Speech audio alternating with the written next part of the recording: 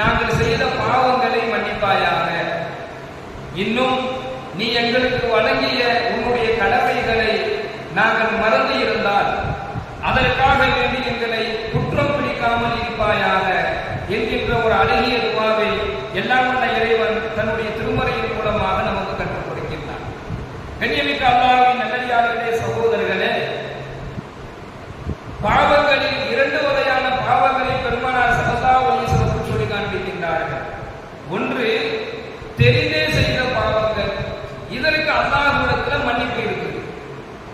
தெரிந்தே செய்த பாவங்கள், இதற்கு அல்லாஹ்விடத்தில் மன்னிப்பு என்பது ரொம்ப உடனடியாக கிடைக்கிறாரு. ஆனா அவர் தெரிந்தே அந்த செய்த அந்த பாவத்தை தொடர்ந்து அவர் அல்லாஹ்ட்ட மன்னிப்பு கேட்கும் பொழுது, தொடர்படியாக அவர் அல்லாஹ்ட்ட மன்னிப்பு கேட்கும் பொழுது அல்லாஹ் அதை மன்னிக்கிறார். இன்னொன்று தெரியாமல் செய்யக்கூடிய பாவங்கள். தெரியாமல் செய்யக்கூடிய பாவங்களுக்கு அவர் மனதளவுல, யா அல்லாஹ், இப்படி ஒரு பாவமான காரியத்தை நான் செஞ்சுட்டேன், ஆனா அதை நான் தெரியாம செஞ்சுட்டேன், ஒருவேளை அது பாவமான காரியம், பாவமான செயல் எனக்கு தெரிஞ்சிருச்சுன்னு சொன்னா நான் செஞ்சிருக்க மாட்டேன் யா அல்லாஹ் என்பதாக அவர் மனதளவில் நினைத்தாலே அவர் பாவத்தை தான் நினைச்சார். எனவே தான் பாவங்கள் 2 வகையான ஸல்லல்லாஹு அலைஹி வஸல்லம் சொல்றாங்க. ஒன்னு தெரிந்து செய்வது, இன்னொன்னு தெரியாமல் செய்யக்கூடிய பாவங்கள். அப்ப தெரிந்து செய்யக்கூடிய பாவங்களுக்கு கண்டிப்பா தௌபா செஞ்சே ஆகணும். அதை மனசுல நினைச்சு வருத்தப்படுவதனால அந்த பாவங்கள் மன்னிக்கப்படாது. அதை வாய் விட்டு அல்லாஹ்ட்ட நம்ம கேட்கணும். அதை அல்லாஹ் விரும்புறான். வாய் மொழியாக அல்லாஹ்ட்ட கேட்கணும், யா அல்லாஹ், இப்படிப்பட்ட ஒரு பாவமான காரியத்தை, இப்படிப்பட்ட ஒரு பாவமான செயலை நான் செஞ்சதுக்காக வேண்டி என்னை நீ மன்னித்து விடு என்பதாக தெரிந்தே செய்த பாவங்களுக்கு வாய் விட்டு அல்லாஹ்விடத்தில் தௌபா செய்யும் பொழுது அல்லாஹ் தஆலா அந்த பாவத்தை மன்னித்து விடுகின்றான். கண்ணியமிக்க சகோதரர்களே, பெருமானார் ஸல்லல்லாஹு அலைஹி வஸல்லம் சொல்லுகிறார்கள், பாவம் என்று தெரிந்தே ஒரு மனிதன் ஒரு பாவத்தை செஞ்சுட்டு அந்த பாவத்துக்கு அல்லாஹ்விடத்தில் எந்த நிலையிலேயே தௌபா செய்யாம, குறைந்தபட்சம் அந்த பாவத்தை நாம செஞ்சிட்டேன் என்பதாக மனதளவில் கவலை கூட படாம ஒரு மனிதன் இருக்கிறான் அப்படின்னு சொன்னா அவனுக்கு மிகப்பெரிய ஒரு குற்றத்தில் அவன் இருக்கிறான் என்பதாக நபிகள் நாயகம் ஸல்லல்லாஹு அலைஹி வஸல்லம் சொல்லி காண்பிக்கின்றார்கள். அடுத்து சொன்னாங்க, பாவம் செஞ்சிட்டாரு, அந்த பாவத்துக்கு அல்லாஹ்ட்ட மன்னிப்பு கேட்கிறார். யா அல்லாஹ், நான் பாவம் செஞ்சுட்டேன், என்னை மன்னிச்சிடு, மன்னிப்பு கேட்கிறார். மீண்டும் எந்த பாவத்திற்காக வேண்டி மன்னிப்பு கேட்டாரோ அதே பாவத்தை மீண்டும் செய்யறாரு, மன்னிப்பு கேட்கிறாரு, மீண்டும் செய்யறாரு, மன்னிப்பு கேட்கிறார். இப்படிப்பட்ட ஒரு நிலையில் ஒரு மனிதன் இருந்தால் மீண்டும் மீண்டும் செய்த பாவங்கள், மீண்டும் மீண்டும் செய்யக்கூடிய அந்த பாவத்திற்கு மீண்டும் மீண்டும் செய்யக்கூடிய தௌபா, இந்த தௌபாவை அல்லாஹ் ஏற்றுக்கொள்ள மாட்டான். இது ஏமாற்றக்கூடிய ஒரு நிலை. இது யாரை நம்ம ஏமாத்துறோம்? அல்லாஹ்வை ஏமாற்றக்கூடிய ஒரு செயல். ஒரு பாவத்தை செய்யறது, மன்னிப்பு கேட்கிறது, அல்லாஹ் மன்னிச்சிடுவான். ஆனா மீண்டும் அதே பாவத்தை செய்வது, மீண்டும் மன்னிப்பு கேட்பது, மீண்டும் பாவம் செய்வது, மீண்டும் தௌபா செய்வது இருக்குது. இது மிகப்பெரிய குற்றம் என்பதாக பெருமானார் ஸல்லல்லாஹு அலைஹி வஸல்லம் சொல்லி காண்பிக்கின்றார்கள். கண்ணியமிக்க சகோதரர்களே, அல்லாஹ் நமக்கு கற்றுக் கொடுக்கக்கூடிய இந்த ரப்பனா என்று சொல்லக்கூடிய துஆக்களில் இது மிகப்பெரிய ஒரு சிறந்த ஒரு துஆவாக இருக்குது. இதுக்கு 2 வகையான சிறப்புகளை நாம் ஹதீஸிலே பார்க்கிறோம். ஒன்று, இது சூரத்துல் பக்ராவினுடைய கடைசி 2 வசனங்களில் ஒரு வசனமாக இந்த துஆவை அல்லாஹ் கொடுக்கிறார். சூரத்துல் பக்ராவினுடைய அந்த கடைசி 2 வசனங்கள் ஒளி என்பதாக ஜிப்ரீல் அலைஹிஸ்ஸலாத்து வஸலாம் அவர்கள் சொல்றாங்க. அல்லாஹ்வுடைய தூதரே, இது போன்ற ஒரு வசனத்தை, இது போன்ற ஒரு ஒளியை எந்த நபிமார்களுக்கும் அல்லாஹ் கொடுக்கல, உங்களுக்கு தான் கொடுத்திருக்கிறான் அப்படின்னு சொல்லி இந்த 2 வசனங்களை பற்றி ரொம்ப சிறப்பாக சொல்லப்படுது. அதுல ஒரு வசனம் தான் இந்த துஆ. அப்ப இந்த துஆ ரொம்ப அற்புதமானது.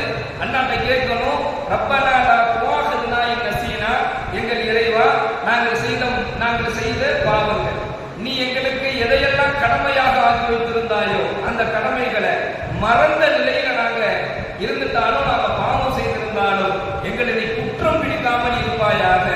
இத ஒரு மனிதர் வாய் விட்டு கேட்டார் அப்படின்னு சொன்னா அல்லாஹ் அவரை எந்த நிலையிலும் குற்றம் பிடிக்க மாட்டான். இது இந்த துஆவிற்கு அல்லாஹ் வழங்கக்கூடிய ஒரு சிறப்பாக இருக்கின்றது.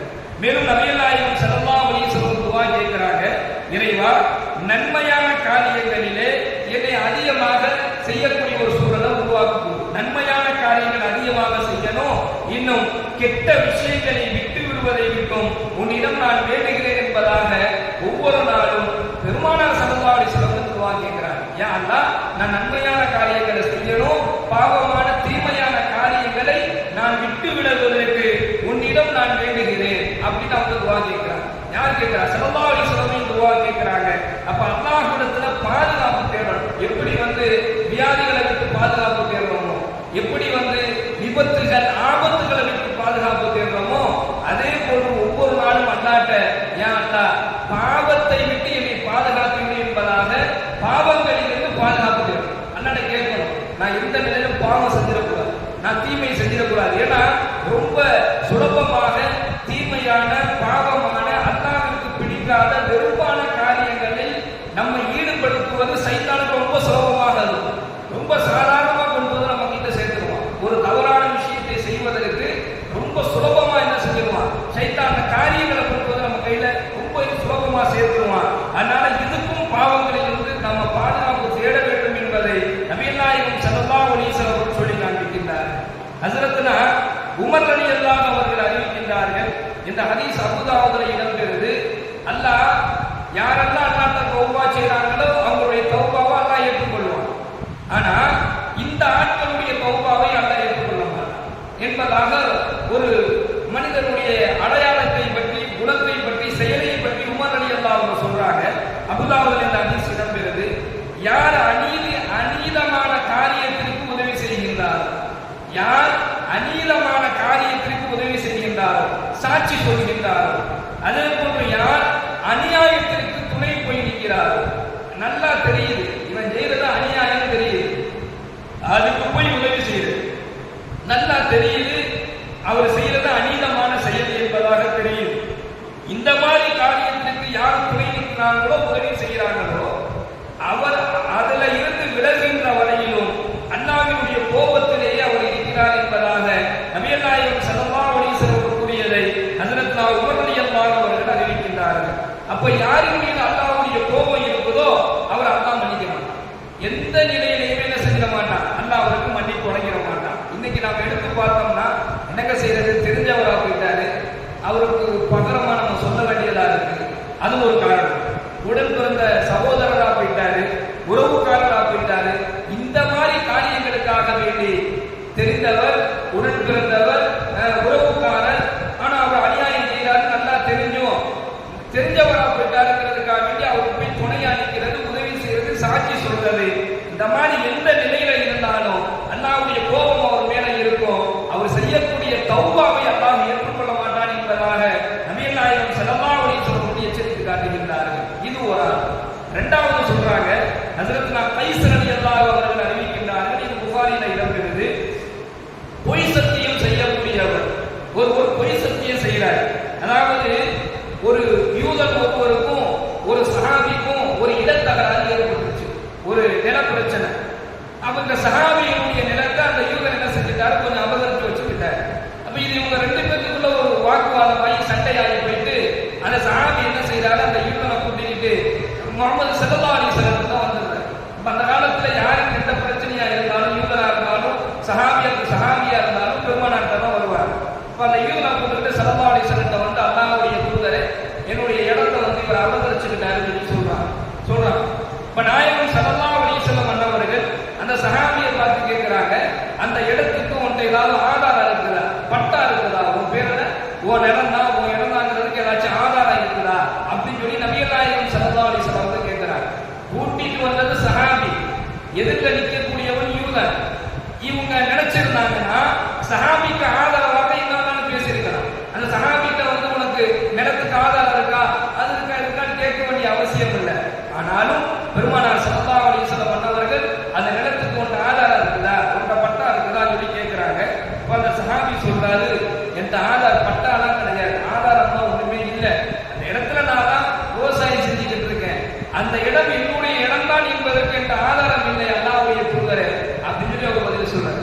உடனே நாயகம் ஸல்லல்லாஹு அலைஹி வஸல்லம் அன்னவர்கள் அந்த யூதனை கூப்பிட்டு, சரி அந்த இடம் உன்னுடைய இடம் தான் என்பதை நீ நிரூபிக்கணும் அப்படின்னு சொன்னா நீ சத்தியம் செய்ய அப்படின்னு சொல்லி சொல்றாங்க. யாரா அந்த யூதனை சத்தியம் செய்ய சொல்றாங்க.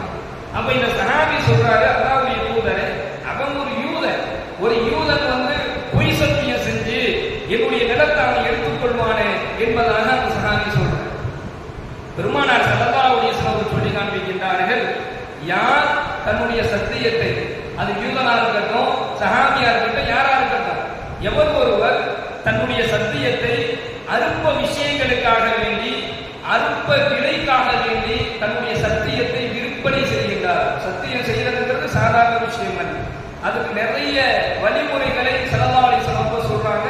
அது ரொம்ப ஒரு எச்சரிக்கையான சில விஷயங்களை அல்லாஹ்வும் தன்னுடைய திருமறையிலே பதிவு செய்யறார். எவர் ஒருவர் அற்ப விலைக்காக வேண்டியும் அற்ப விஷயங்களுக்காக வேண்டியும் சத்தியம் செய்கிறாரோ, நாளை வறுமை நாளையில கருணையான முகத்தை கொண்டு அல்லாஹ் அவரை பார்க்க மாட்டான். இரண்டாவது, கருணையான முறையில் நாளை அவரிடத்தில் அல்லாஹ் நடந்து கொள்ளவும் மாட்டான், அவரை தூய்மைப்படுத்தவும் மாட்டான், அவருக்கு துன்புறுத்தக்கூடிய வேதனையும் உண்டு என்பதாக 3வது அத்தியாயம் 77வது வசனத்துல இந்த சத்தியத்திற்கு பொய் சத்தியம் செய்யக்கூடியவர்களுக்கு என்ன தண்டனை அல்லாஹ் கொடுப்பானோ அந்த வசனத்தை சொல்லி ஸல்லல்லாஹு அலைஹி வஸல்லம் கண்டிச்சாங்க. அப்போ பொய் சத்தியம் செய்யக்கூடியவர் இவர் செய்யக்கூடிய தௌபாவை அல்லாஹ் ஏற்றுக்கொள்ள மாட்டான். அது எந்த காரணமா இருந்தாலும் சரி, ஆக சின்ன விஷயங்களாக இருந்தாலும் சரி, நாம் என்ன செய்யணும், இதுல ரொம்ப கவனமாக இருக்க வேண்டும். இந்த 2 தன்மை உள்ளவர்களுடைய பாவங்கள் அல்லாஹ்விடத்தில் மன்னிக்கப்படாது. அநியாயத்திற்கு துணை போகக்கூடியவர், பொய் சத்தியம் செய்யக்கூடியவர், இந்த குணங்களிலிருந்து நம்மை அல்லாஹ் பாதுகாப்பானாக. நாம் அல்லாஹ்விடத்தில் கேட்கக்கூடிய நம்முடைய தௌபாக்களை, நம்முடைய பிரார்த்தனைகளை அல்லாஹ் தஆலா